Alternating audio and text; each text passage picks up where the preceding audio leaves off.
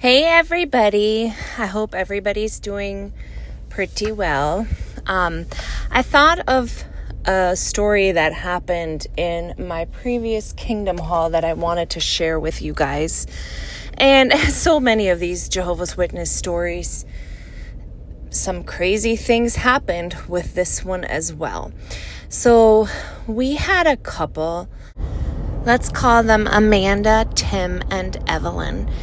And Amanda and Tim, they never really knew anything about Jehovah's Witnesses growing up. They fell in love, got married, and they had one little girl, and her name was Evelyn. And she was about 3 years old when the dad, Tim, had a coworker who was an elder at my congregation.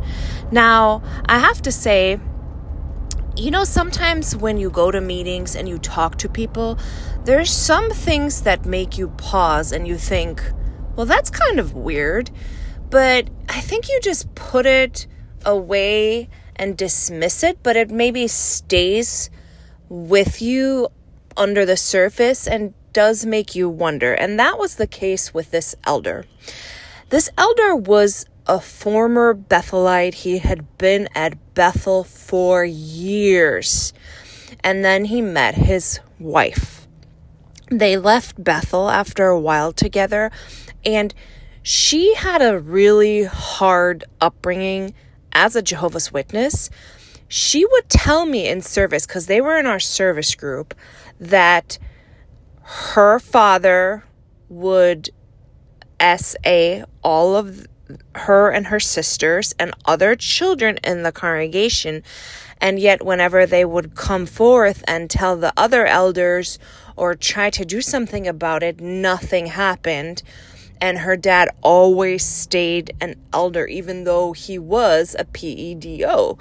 And that was kind of a weird story to hear as a JW. You're like, that's weird, because we always figure the Holy Spirit appoints these elders. So why is this brother, her dad, staying an elder when he is such a villain, really, like a horrible person?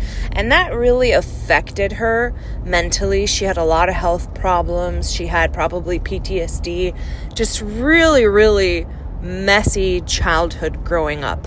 And then she had met her elder husband, and he was a Bethelite. And when we would go in service with them, he used to show us picture of how skinny she was when they had married and dated, and how she doesn't look like that anymore. Yeah, she was like in her late 60s. It was just really cruel and weird of the husband, the elder, to like do that to us. And then he would tell us things. Sometimes J-dubs are so odd.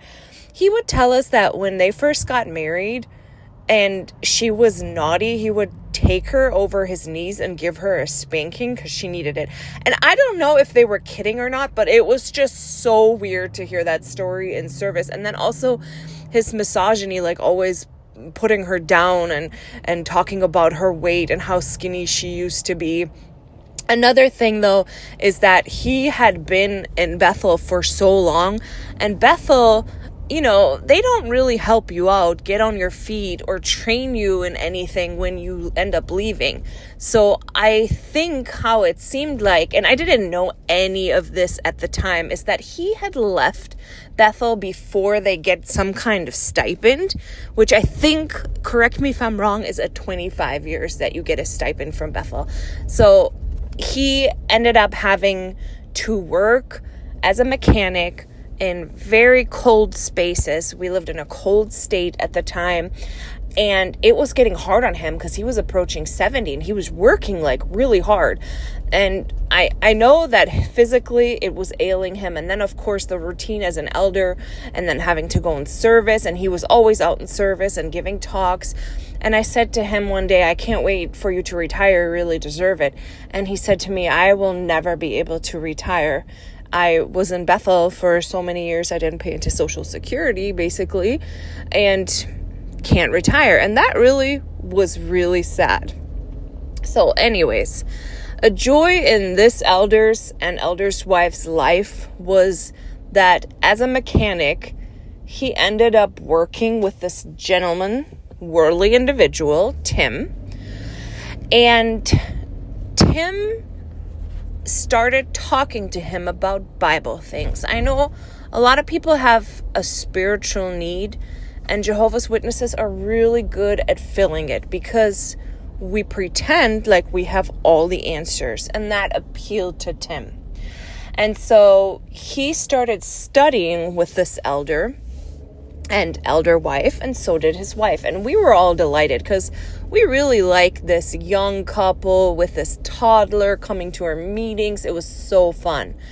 And it was really almost a whirlwind to see how fast these two got promoted within the congregation.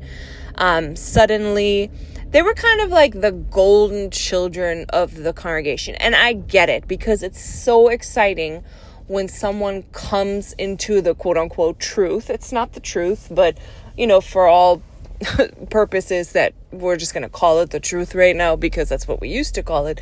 And it was exciting. So it came to be that it was time to stop celebrating the holidays.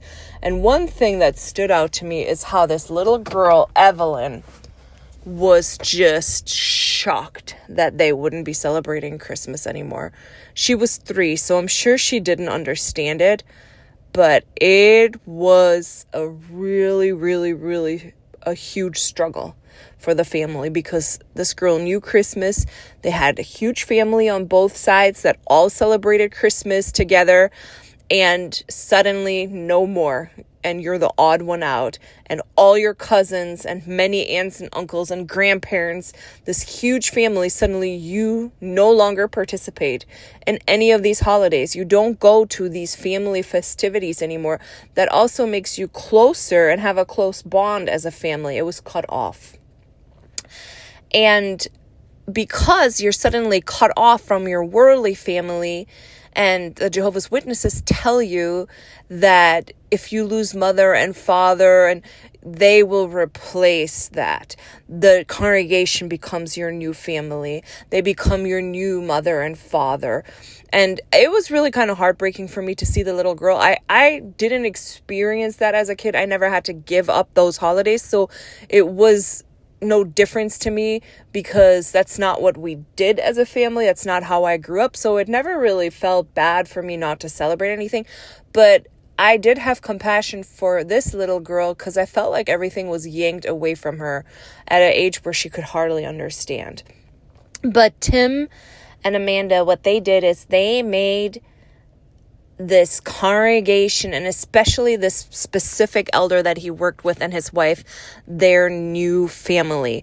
And they would let the girl spend the nights there. They would really see them as their new grandma and grandpa.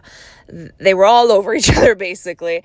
And a little alarm bell was off in my head thinking, I don't know if I would just leave my little kid at this weird couple's house, really, who never had children, who were just kind of odd ducks anyways and affected from things, but whatever, they all seemed really happy. The crazy part of this story for me was, though, one day, and again, Amanda and Tim had families. They were always close to their parents till the Jehovah's Witnesses kind of divide you away from that, and the cult becomes your new family. And that is one of the aspects of a cult that is so dangerous, is that people give up their families without knowing, and that the cult becomes your new family. But this one took it even further, where I have never even heard of this.